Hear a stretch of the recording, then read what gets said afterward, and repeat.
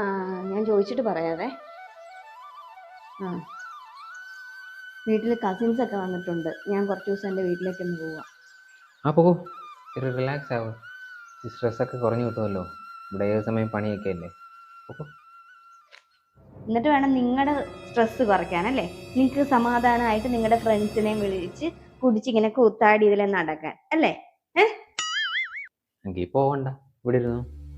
അതെന്താ ഞാൻ പോയാല്? ഞാൻ ഇവിടുത്തെ എല്ലാ കാര്യവും ചെയ്ത് നിങ്ങളുടെ സേവയും ചെയ്ത് മക്കളുടെ കാര്യം നോക്കി വീട്ടു ജോലിയും ചെയ്ത് നിങ്ങളുടെ കാൽക്കീഴ് ഇങ്ങനെ കിടക്കാനാണോ? സൗകര്യമില്ല.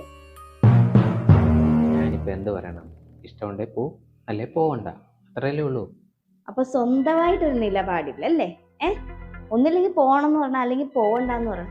ഓ, ഇങ്ങനത്തെ ഒരു സാധനത്തിനാണല്ലോ എനിക്ക് കിട്ടിയത്. ഒരു കാര്യം തീരുമാനം പോലും എടുക്കാൻ മേല. ഓ, എന്റെ ഒരു വിധി. ഇവളൊക്കെ എന്ത് ചെയ്യണം? ഒരു കാര്യവും പറയാൻ മേലാത്ത അവസ്ഥയാ. കഷ്ടം. ജീവിതകാലം മുഴുവൻ ഞാൻ സഹിക്കണമല്ലോ.